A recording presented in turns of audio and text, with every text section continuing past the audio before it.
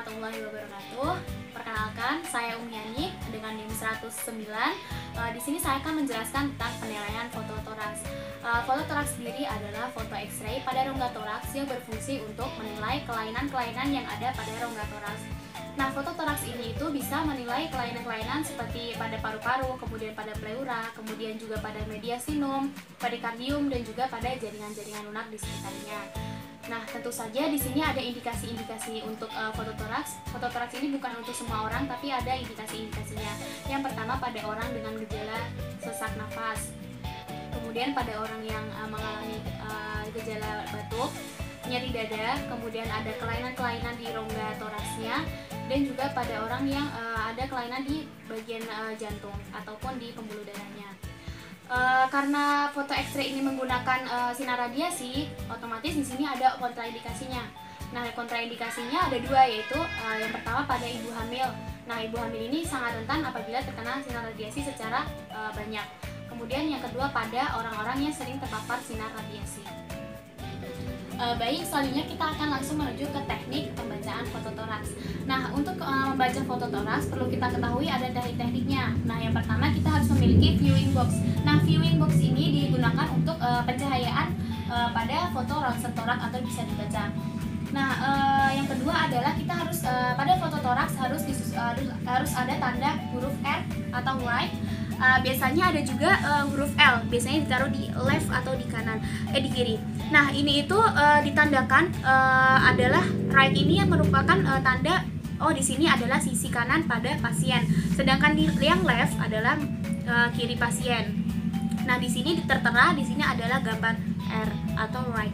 Nah, di sinilah sisi kanan pasien. Nah, selanjutnya kita akan mengecek foto ronsen ini harus ada identitas pasien, yang yaitu ada nama, kemudian ada nomor rekam mediknya, kemudian ada usianya juga, ada nama rumah sakitnya juga.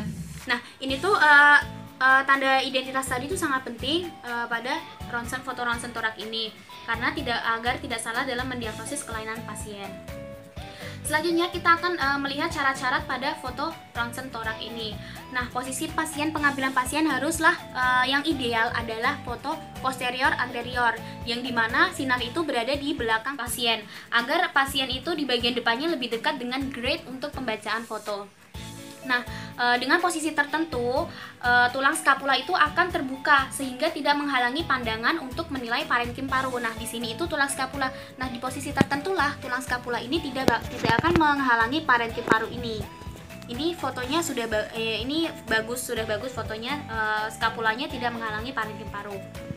Nah, kekuatan sinar juga itu harus dihasilkan dengan postur pasien. Nah, tubuh besar itu dengan tubuh kecil seharusnya mendapatkan radiasi yang berbeda. Nah, pada masa lalu itu menilai kekuatan foto itu dilihat dari kejelasan korpus vertebranya. Biasanya itu jika pencahayaannya bagus, maka korpus vertebranya itu bisa sampai di korpus 3 sampai 4 korpus torakal. Kemudian, tapi pada masa sekarang ini dengan sistem digitalisasi tidak berlaku, karena sekarang kejelasan parenkim paru itu bisa diatur dengan komputer. Nah, selanjutnya kita harus memastikan seluruh lapangan rongga dada itu terlihat dengan jelas, dimulai dari apertura torasis sampai di abdomen atasnya itu harus jelas semuanya. Dan posisi pasien itu harus simetris, bisa dilihat dari jarak antara prosesus pinotus dengan sisi medial dari klavikula. Nah, ketika seorang pasien itu posisinya tidak jelas, maka akan mempengaruhi kelainan pada foto toraksnya.